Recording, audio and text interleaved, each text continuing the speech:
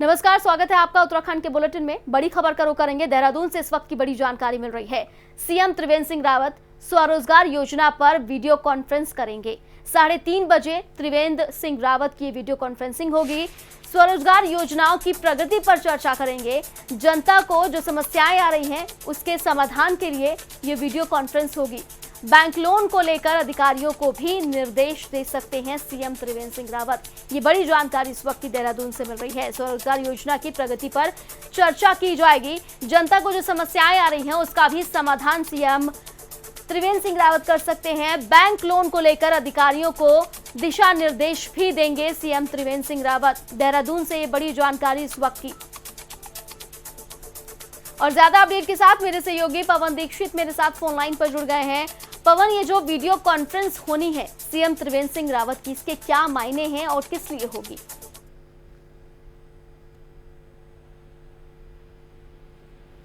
पवन, मेरी आवाज आप तक पहुंच रही है? हेलो हेलो पवन, मेरी आवाज सुन पा रहे हैं आप? जी जी, हेलो हेलो हेलो। पवन, ये जो वीडियो कॉन्फ्रेंस करने वाले हैं सीएम त्रिवेंद्र सिंह रावत, इसके मायने कितने खास हैं? बिल्कुल काजोल, आपको बता दें कि मुख्यमंत्री त्रिवेंद्र सिंह रावत की ये कोरोना काल के दौरान जितने भी प्रवासी उत्तराखंड वापस आए हैं, उन प्रवासी जो बेरोजगार युवक हैं उन सबको रोजगार का अवसर मुहैया कराने के लिए महत्वाकांक्षी योजना का शुभारंभ किया गया था, मुख्यमंत्री स्वरोजगार योजना, जिसको लेकर के अभी तक क्या प्रोग्रेस की गई, प्रदेश में इन जिलों में कितनी प्रोग्रेस हुई है, उन सभी जिलाधिकारियों के साथ आज वीडियो कॉन्फ्रेंसिंग के माध्यम से मुख्यमंत्री त्रिवेंद्र सिंह रावत समीक्षा करने वाले हैं कि कितने रोजगार के लिए जो अप्लाई किए गए थे, किस किस प्रकार के जो 150 जो बिंदु है, 150 तरह के जो स्वरोजगार की श्रेणी में रखे गए हैं मुख्यमंत्री त्रिवेंद्र सिंह रावत के द्वारा, उनमें से अभी तक कितने और किस किस कैटेगरी के लोगों ने आवेदन किए हैं, जिलाधिकारी के द्वारा अभी तक उसमें कितनी गंभीरता के साथ उसको लिया गया है और अभी तक कितने लोगों का स्वीकृति मिल चुकी है इंटरव्यू के बाद, इन तमाम करने वाले हैं त्रिवेंद्र सिंह रावत। आज ये परीक्षा बैठक पवन, क्या सीधा वीडियो कॉन्फ्रेंसिंग के माध्यम से जनता से भी जुड़ेंगे सीएम त्रिवेंद्र सिंह रावत, या सिर्फ अधिकारियों से ही दिशा निर्देश उन्हें देंगे और जानकारी ले सकते हैं? बिल्कुल काजोल, आज हालांकि जनता से नहीं लेकिन अधिकारियों के साथ और बैंकर्स के साथ इन जो समस्याएं आ रहे हैं कुछ, क्योंकि जो लोग रोजगार के लिए कर रहे हैं उनको जिलाधिकारी के यहाँ से अगर पास हो भी जाता है तो कई बार उनको बैंकों के चक्कर काटने पड़ रहे हैं। कुछ ऐसे उसमें जो नियम कानून और जो पेपर मांगे गए हैं जिसको वो पूरा नहीं कर पा रहे हैं, जिस कारण उनका लोन उपलब्ध नहीं हो पा रहा बैंकों के द्वारा। इन तमाम समस्याओं की जो प्रगति रिपोर्ट है वो इन अधिकारियों से मुख्यमंत्री त्रिवेंद्र सिंह रावत लेंगे और बैंकर्स को क्या समस्याएं आ रही हैं, उनकी समस्याओं का निदान कैसे हो सकता है, इन तमाम चीजों को लेकर के आज पवन, क्या सिर्फ स्वरोजगार योजना के तहत ही बातचीत हो सकती है वीडियो कॉन्फ्रेंसिंग के माध्यम से, या जो असल में समस्याएं जनता के सामने आ रही हैं? देखिए, रोजगार की समस्या तो है ही, इसके अलावा और भी समस्या है, चाहे वो पहाड़ों में इस समय बारिश हो, भूस्खलन हो, लोगों के घर बर्बाद हो रहे हैं, क्षतिग्रस्त हो रहे हैं, उनके रहने खाने पीने की समस्या बहुत ज्यादा बनी हुई है। क्या इस पर भी बात रख सकते हैं? बिल्कुल, आपको बता दें क्योंकि लगातार मुख्यमंत्री त्रिवेंद्र सिंह रावत जो है आपदा हो या फिर कोविड-19 को लेकर के समीक्षा बैठकें कर रहे हैं, लेकिन आज की जो बैठक है उसका मुख्य उद्देश्य सिर्फ रोजगार से जुड़ी हुई जो योजना है उस योजना से संबंधित है, इसीलिए उसमें बैंकर्स और प्रशासनिक अधिकारी और जिलाधिकारियों के साथ बैठक हुई है। बिल्कुल पवन, आप बने रहिए मेरे साथ, जल्द आपका रुख करेंगे तो बड़ी जानकारी। सीएम रावत स्वरोजगार योजना पर आज वीडियो कॉन्फ्रेंसिंग करेंगे। बैंकर्स और अधिकारियों को जरूरी दिशा निर्देश भी दे सकते हैं। एक और बड़ी जानकारी देहरादून से मिल रही है। सीएम रावत के पैतृक गांव खैरसेन को बड़ी सौगात मिली है। एडवेंचर टूरिज्म का केंद्र बनेगा खैरसेन। पौड़ी गढ़वाल में स्थित है सीएम रावत का गाँव खैरसेन। 13 डिस्ट्रिक्ट 13 डेस्टिनेशन योजना के तहत होगा विकास। एक ही जगह पर होगी तमाम साहसिक गतिविधियां। ये बड़ी जानकारी इस वक्त की देहरादून से मिल रही है। 13 डिस्ट्रिक्ट 13 डेस्टिनेशन योजना के तहत विकास की तरफ खैरसेन आगे बढ़ेगा। एक ही जगह पर तमाम साहसिक गतिविधियां होंगी। और मेरे सहयोगी पवन लगातार मेरे साथ बने हुए फोन लाइन पर। पवन, सीएम रावत के पैतृक गांव खैरसेन को बड़ी सौगात मिलने जा रही है और ये टूरिज्म का केंद्र बनने वाला है। किस तरह की खुशियां हैं लोगों में और किस तरह की बातें चर्चाएं हो रही हैं? बिल्कुल काजोल, आपको बता दें क्योंकि जिस तरीके से मुख्यमंत्री त्रिवेंद्र सिंह रावत ने पहले ही टूरिज्म को बढ़ावा देने के उद्देश्य से, एडवेंचर को बढ़ावा देने के उद्देश्य से यहाँ पर 13 डिस्ट्रिक्ट और 13 डेस्टिनेशन का जो फार्मूला अपनाया था और उसके तहत हर डिस्ट्रिक्ट में एक टूरिज्म हब बनाया जाएगा। उस टूरिज्म एडवेंचर को लेते हुए हर डिस्ट्रिक्ट में इसकी स्थापना की जाएगी। उसके लिए जगह का भी चुनाव हो गया था और आज ये सबसे बड़ी खबर ये है कि जो पौड़ी डिस्ट्रिक्ट में एडवेंचर टूरिज्म को बढ़ावा देने के लिए जिस जगह का चयन किया गया है वो मुख्यमंत्री का अपना पैतृक गांव है खैरासैंण। उसमें ये टूरिज्म को बढ़ावा देने के लिए वहाँ पर एक पवन, अगर खैरासैंण की मैं बात करूं, एडवेंचर टूरिज्म का केंद्र बनने की तैयारी हो रही है और खैरासैंण ये बनेगा भी, ऐसे में तैयारियां कितनी तेजी के साथ आगे बढ़ रही हैं और किस तरह का एडवेंचर यहां पर रखा जाएगा, मतलब किस तरह से इसे टूरिस्ट के लिए तैयार किया जाएगा? बिल्कुल, एक ही गांव में एक ही जगह पर एक ही तमाम साहसिक गतिविधियां यहाँ पर रहेंगी, चाहे वो पैराग्लाइडिंग की हो, चाहे फिर वो मौसम को देख, क्योंकि तमाम पर्वतीय क्षेत्रों में तमाम अपार संभावनाएं रहती हैं और जो प्लेन्स के लोग हैं, जो मैदानी क्षेत्रों के लोग हैं, वो पर्वतीय क्षेत्रों पर जाकर के आनंद उठाने का काम करते हैं। वो लोग वहां पर जाते हैं, उससे वहां पर जो स्थानीय रोजगार है उसको भी बढ़ावा मिलता है, तो साथ ही साथ जो टूरिज्म की गतिविधियां हैं उससे बढ़ती, उससे सरकार की भी आमदनी होती है। और वहीं साथ ही साथ अगर करें तो जिस जगह पर कोई भी टूरिज्म की गतिविधियां अगर बढ़ती हैं तो वहां पर स्थानीय लोगों को रोजगार मिलता है। सबसे बड़ी बात यह है कि इसमें पलायन को रोकने में कारगर साबित होगा, तो वहीं अन्य लोगों को स्वरोजगार देने की बिल्कुल पवन, आप बने रहिए मेरे साथ, जल्द आपका रुख करेंगे। तो पौड़ी गढ़वाल में स्थित है खैरासैंण और सीएम त्रिवेंद्र सिंह रावत का पैतृक गांव भी है, जिसको इतनी बड़ी सौगात मिल रही है। आगे बढ़ते हुए कुछ और खबरों का रुख करेंगे। मुख्यमंत्री त्रिवेंद्र सिंह रावत ने गढ़ी कैंट देहरादून में शहीद दुर्गा मल्ल की मूर्ति पर माल्यार्पण कर उन्हें श्रद्धांजलि दी है। इस मौके पर सीएम त्रिवेंद्र सिंह रावत ने कहा कि शहीद दुर्गा मल्ल ने देश की आजादी से पहले देश के लिए बलिदान दिया। उन्होंने आजाद हिंद फौज में महत्वपूर्ण भूमिका निभाई। अंग्रेजी हुकूमत के माफीनामे के प्रस्ताव को अस्वीकार करते हुए फांसी के फंदे को चूमना स्वीकार किया। इस मौके पर मसूरी विधायक गणेश जोशी भी मौजूद रहे। तो देहरादून में शहीद दुर्गा मल्ल की प्रतिमा पर माल्यार्पण सीएम त्रिवेंद्र सिंह रावत ने किया और उन्हें श्रद्धांजलि भी दी है। और साथ ही साथ ये कहा कि जिस तरह से ये माल्यार्पण किया गया है और श्रद्धांजलि दुर्गा मल्ल को दी गई है, तो दुर्गा मल्ल एक स्वतंत्रता सेनानी के तौर पर जाने जाते हैं और आगे भी जाएंगे, क्योंकि उन्होंने देश के लिए बलिदान दिया है और अंग्रेजी हुकूमत के आगे वो नहीं झुके थे। आगे बढ़ते हुए बड़ी खबर का रुख करेंगे। विधायक प्रणव सिंह चैंपियन की वापसी पर विवाद लगातार बरकरार है। बीजेपी में दोबारा शामिल होने पर राजनीति शुरू हो गई है। आम आदमी पार्टी ने बीजेपी के खिलाफ प्रदर्शन किया है। प्रणव चैंपियन के खिलाफ जमकर नारेबाजी की है। बीजेपी मुख्यालय के पास पुतला दहन किया है। आम आदमी पार्टी ने चैंपियन को बर्खास्त करने की मांग की है। कुछ महीने पहले बीजेपी से निष्कासित किए गए थे चैंपियन। प्रणव चैंपियन की बीजेपी में दोबारा वापसी हो चुकी है।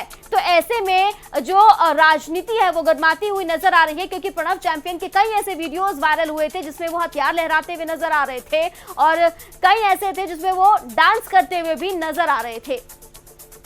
और मेरे सहयोगी पवन लगातार मेरे साथ बने हुए हैं।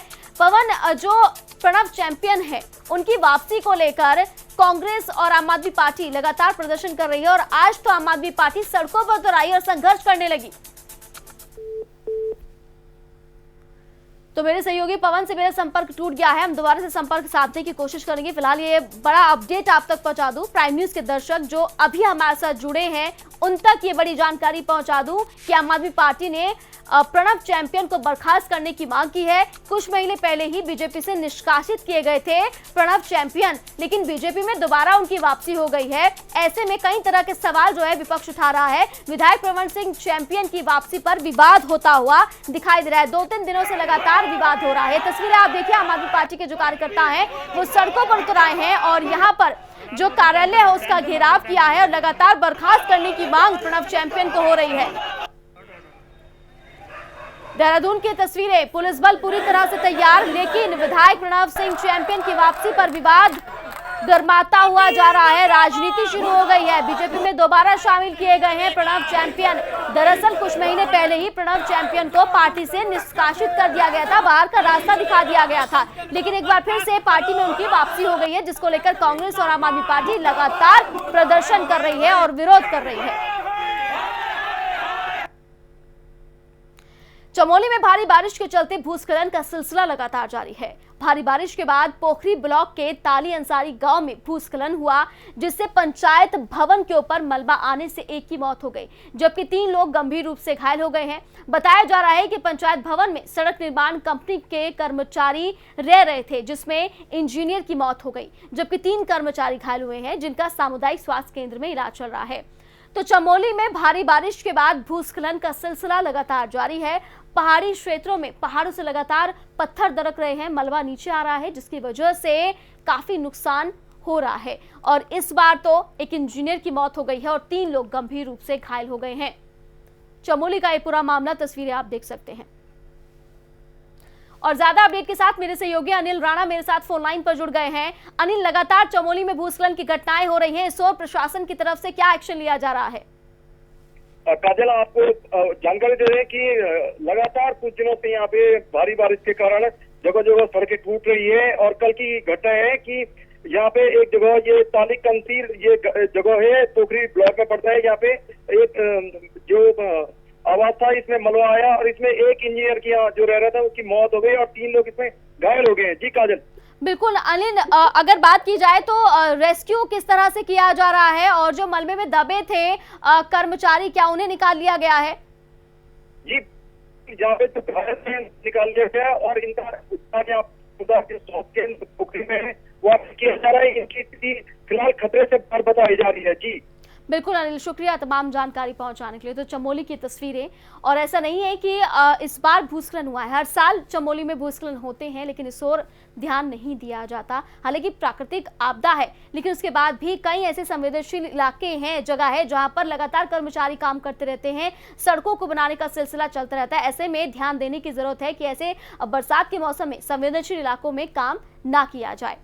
सितारगंज नगर पालिका को स्वच्छता सर्वेक्षण में देश में 106वां स्थान और उत्तराखंड में दूसरा स्थान मिला है, जिसके बाद पूर्व विधायक नारायण पाल ने नगर पालिका पहुंचकर पालिका अध्यक्ष हरीश दुबे, अधिशासी अधिकारी और सफाई कर्मियों को शॉल उड़ाकर सम्मानित किया और सितारगंज नगर पालिका को स्वच्छ बनाने के लिए सभी को धन्यवाद दिया है।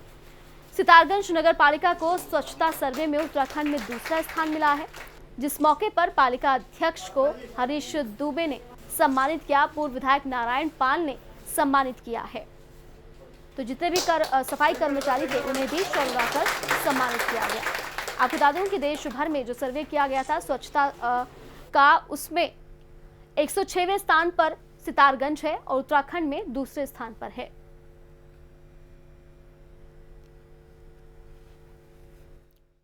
ये सितारगंज की जनता के लिए बड़े सौभाग्य की बात है कि पूरे उत्तराखंड में सेकंड नंबर पे 25 से 50 हज़ार की जो आबादी है उसमें सेकंड नंबर पे सफाई के मामले में आई है और पूरे कंट्री में 106 नंबर पे ये आई है। तो मैं बधाई देने आया था यहाँ के चेयरमैन श्री हरीश दुबे जी को और यहाँ के जितने भी मेंबर हैं उन्हें बधाई देने आया था, सफाई नायकों को बधाई देने आया था, एग्जीक्यूटिव ऑफिसर को बधाई देने आया था। सफाई जो है प्राथमिकता होनी चाहिए और ये नगर पालिका ने सिद्ध किया है। राजधानी देहरादून में चल रहे स्मार्ट सिटी के विकास कार्यों को लेकर जगह जगह सड़कों की खुदाई से सड़कों की स्थिति तो खराब हो ही गई है, साथ ही बारिश के चलते गाड़ियों के गड्ढों में फंसने से लोगों को काफी दिक्कतों का सामना करना पड़ रहा है। वहीं स्मार्ट सिटी के सीईओ और जिलाधिकारी आशीष श्रीवास्तव का कहना है कि स्मार्ट सिटी का ज्यादातर काम सड़कों से जुड़ा है, इसलिए लोगों को दिक्कतें आ रही हैं। इसके लिए हमने एक रेस्क्यू बैठक बुलाई है, जिसमें अधिकारियों से समय निश्चित करने को लेकर एक टाइम वर्क प्लान तैयार करने को कहा गया है, जिससे काम भी जल्द पूरा हो और लोगों को दिक्कत भी ना हो। तो देहरादून में स्मार्ट सिटी का विकास कार्य तेजी से चल रहा है। ऐसे में सड़कों को दुरुस्त करने का काम लगातार हो रहा है, लेकिन सड़कों की खुदाई होने की वजह से लोगों को काफी परेशानी हो रही है, क्योंकि बरसात के मौसम में जगह जगह पानी भर जाता है। स्मार्ट सिटी का काम जो है वो टाइम बाउंड काम है और आपको पता है कि जब भी कोई कार्य होता है इस तरीके का तो इनिशियल कुछ लेवल पे प्रॉब्लम्स होती हैं। उसके लिए अभी मैंने रिव्यू भी किया है और ये कहा है कि एक वर्क प्लान बनाए जिससे कि लोगों को कम तकलीफ हो उससे। किस तरीके से सड़कों पर काम किया जाएगा, क्योंकि मेनली सड़क के काम है। लेकिन इसके अतिरिक्त जो परेड ग्राउंड का काम है या हमारा लाइब्रेरी का काम है, उसके लिए मैंने कहा है कि उसमें किस तरीके से जल्दी लाई जाए। उन सभी कामों के लिए 1 सप्ताह के अंदर टाइम बाउंड प्लान बना करके। और इसी खबर पर ज्यादा अपडेट के साथ मेरे सहयोगी पवन दीक्षित मेरे साथ फोन लाइन पर जुड़ गए हैं। पवन, देहरादून में लगातार स्मार्ट सिटी का जो विकास कार्य है वो तेजी के साथ आगे बढ़ रहा है, लेकिन ऐसे में लोगों को बहुत समस्याएं हो रही हैं। इन समस्याओं के समाधान के लिए क्या तैयारियां हैं प्रशासन की? बिल्कुल काजल, आपको बता दें कि जिस तरीके से ये बरसात का मौसम होने के कारण ये और स्मार्ट सिटी का जो विकास कार्य चल रहे हैं, जिसको देखते हुए ये तमाम दिक्कतें भी आ रही हैं। एक तरफ विकास कार्य भी करना है तो दूसरी तरफ ये बारिश के मौसम के कारण तमाम जगह जो सड़कें की खुदाई की जा रही है, वहाँ पे गड्ढे हो जा रहे हैं, वहाँ पर पानी भरने से सड़कें भी बैठ रही हैं और लोगों को आवागमन करने में भी दिक्कतों का सामना करना पड़ रहा है। जिसको देखते हुए, तमाम दिक्कतों को देखते हुए ये जो स्मार्ट सिटी के सीईओ है और जिलाधिकारी है, देहरादून के जिलाधिकारी हैं डॉक्टर आशीष श्रीवास्तव, उनके पास ही स्मार्ट सिटी का भी चार्ज है। तो ऐसे में जिलाधिकारी का साफ तौर पर कहना है कि हमने ये टाइम वर्क प्लान तैयार करने के लिए अधिकारियों को निर्देश दिए हैं, जिसको 1 सप्ताह में एक जो गाइडलाइन है उसको तैयार किया जाएगा, जिसमें बिल्कुल पवन, लेकिन इस समय बरसात का मौसम है और जैसा कि हम सभी जानते हैं कि पहाड़ों में लगातार तेज बारिश हो रही है और नदियां उफान पर हैं, नाले उफान पर हैं। ऐसे में अगर सड़कों पर जगह जगह इस तरह के बड़े बड़े गड्ढे होंगे तो लोगों को काफी समस्या हो सकती है, कई बड़े हादसे भी हो सकते हैं। क्या कहा जा रहा है, कितनी तेजी के साथ काम किया जाएगा और कितना समय और लगेगा इस काम को पूरा होने में? बिल्कुल काजोल, जो स्मार्ट सिटी के सीईओ के द्वारा ये डॉक्टर आशीष श्रीवास्तव के द्वारा ये साफ निर्देश दिए गए हैं। जो स्मार्ट सिटी का वर्क करने वाली जो एजेंसी है, जो ठेकेदार है, जो कॉन्ट्रैक्टर है, उनको निर्देश दिए गए हैं कि जितना उतनी ही खुदाई की जाए, जितनी वो अगले दिन तक उसको सही कर दिया जाए। जब वो चीजें सही हो जाए उसके बाद में अगला स्टेप उठाया जाए। हालांकि निर्देश दिए गए हैं और जिलाधिकारी के द्वारा ये भी कहा गया है कि जो स्मार्ट सिटी का जो ये लाइब्रेरी बननी है और या फिर जो परेड ग्राउंड के कामकाज चल रहे हैं, उनकी भी एक अलग से एक SOP तैयार की जाए, जिसमें टाइम बाउंड भी रखा जाए और काम में प्रगति के लिए भी उसकी रिपोर्ट तैयार की जाए, ताकि और उसके एक समय सीमा निर्धारित की जाए, ताकि अतिशीघ्र वहाँ पर विकास के कार्य संपन्न हो सके, लोगों की दिक्कतों का समाधान हो सके। बिल्कुल पवन, शुक्रिया तमाम जानकारी पहुंचाने के लिए। तो देहरादून में चल रहा है स्मार्ट सिटी का विकास कार्य, जो कि लोगों के लिए मुसीबत बनता जा रहा है, क्योंकि बरसात के मौसम में जगह जगह सड़कों का काम हो रहा है और जगह जगह गड्ढे खुद गए हैं। ऐसे में लोगों को आने जाने में काफी दिक्कतों का सामना करना पड़ रहा है। ऊधम सिंह नगर जिले में कोरोना का कहर लगातार बढ़ता जा रहा है। जिले में स्वास्थ्य विभाग की टीम के जरिए अब तक 40,000 लोगों का कोरोना टेस्ट करवाया जा चुका है, जिसमें 3,280 लोग कोरोना संक्रमित पाए गए हैं। इनमें से 2,000 कोरोना संक्रमित मरीज ठीक होकर अपने घर भी जा चुके हैं, जबकि 15 लोगों की कोरोना के चलते मौत हो गई है। वहीं SSP ऑफिस में तैनात 14 पुलिसकर्मी भी कोरोना संक्रमित हो चुके हैं, जिसके बाद SSP कार्यालय को 3 दिन के लिए सील कर दिया गया है। रुद्रपुर में कोरोना का जो आंकड़ा है वो तेजी के साथ बढ़ रहा है। कोरोना संक्रमण धीरे धीरे अपने पैर पसार रहा है।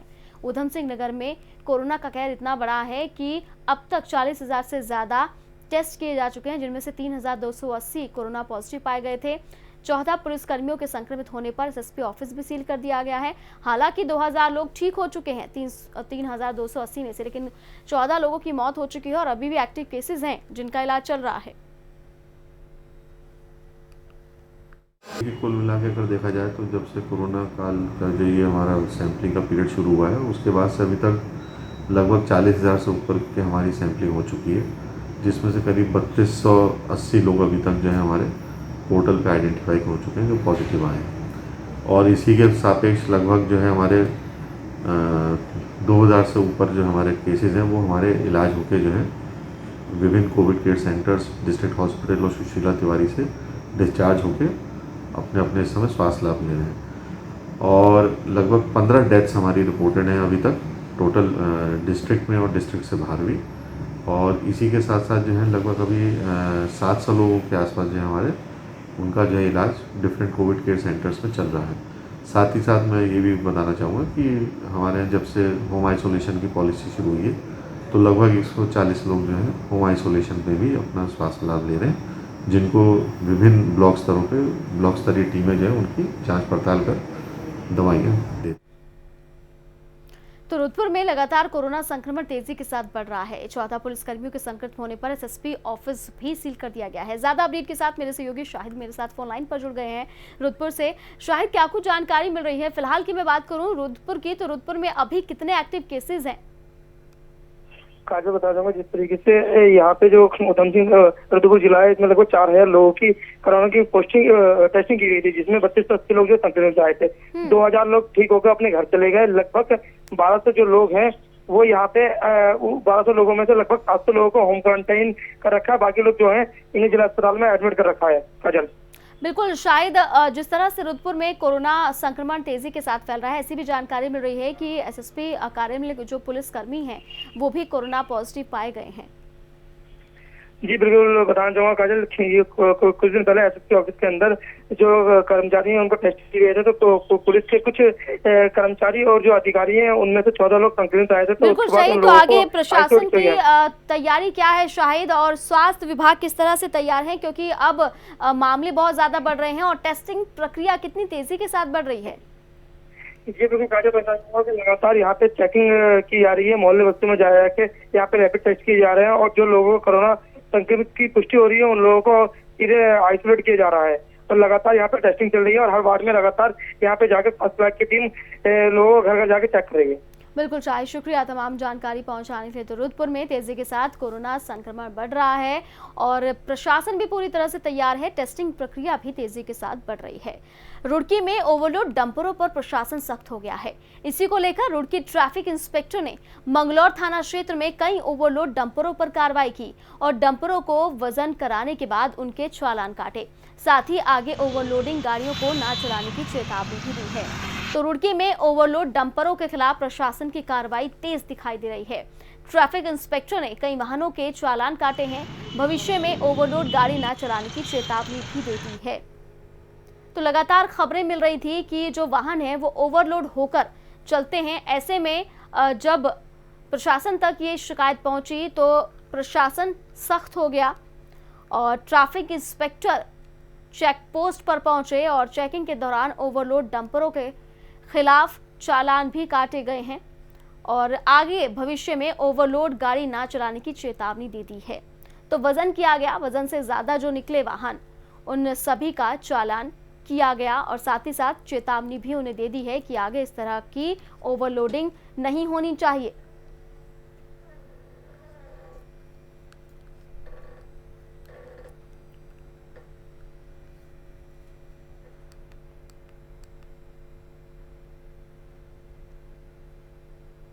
और बड़ी खबर का रुख करेंगे। डोईवाला में कांग्रेस कार्यकर्ताओं का प्रदर्शन। प्रणब चैंपियन के बीजेपी में शामिल होने पर जोरदार प्रदर्शन कांग्रेस कर रही है। कांग्रेस कार्यकर्ताओं ने प्रणब चैंपियन का पुतला भी फूंका है। ये बड़ी जानकारी इस वक्त आपको बता दें कि प्रणब चैंपियन को लेकर लगातार राजनीति गर्मा गई है। दरअसल बीजेपी में एक बार फिर से प्रणब चैंपियन शामिल हो गए हैं। कुछ महीने पहले ही पार्टी से वो निष्कासित हुए थे और इस पर राजनीति हो रही है। कांग्रेस लगातार प्रदर्शन कर रही है और प्रणब चैंपियन का पुतला भी फूंका है। इसके अलावा आम आदमी पार्टी के कार्यकर्ता भी सड़कों पर उतर आए हैं और प्रदर्शन लगातार कर रहे हैं। तो इस पूरे मामले पर राजनीति तेजी के साथ गर्माती हुई नजर आ रही है। तस्वीरें आप देख रहे हैं, प्रणब चैंपियन का पुतला यहाँ पर फूंका जा रहा है और बीजेपी के खिलाफ प्रदर्शन लगातार किया जा रहा है। मुर्दाबाद मुर्दाबाद प्रणब चैंपियन मुर्दाबाद मुर्दाबाद मुर्दाबाद भारतीय जनता पार्टी मुर्दाबाद मुर्दाबाद। कोरोना महामारी ने आम आदमी की रोजी रोजगार को बुरी तरह से प्रभावित किया है, जिससे लोगों को पेट पालने के लिए जूझना पड़ रहा है। वहीं आर्थिक तंगी और गृह कलेश का मामला भी बढ़ता जा रहा है। ऐसे एक मामला हरिद्वार से सामने आया, जहां रेलवे स्टेशन के पास होटल में 3 दिन से ठहरे युवक ने आत्महत्या कर ली। बताया जा रहा है कि युवक पौड़ी गढ़वाल का रहने वाला था और नौकरी की तलाश में हरिद्वार आया था। वहीं मौके से एक सुसाइड नोट भी बरामद हुआ है, जिसमें लिखा है कि उसकी पत्नी के साथ किसी बात को लेकर अनबन चल रही थी और वो यहाँ पहुंचा और इस वजह से उसने आत्महत्या कर ली। हरिद्वार का एक पूरा मामला है। होटल में ठहरे युवक ने खुदकुशी कर ली। नौकरी की तलाश में हरिद्वार आया था, लेकिन नौकरी नहीं मिली और उसने खुदकुशी कर ली। मौके से एक सुसाइड नोट भी पुलिस ने बरामद किया है।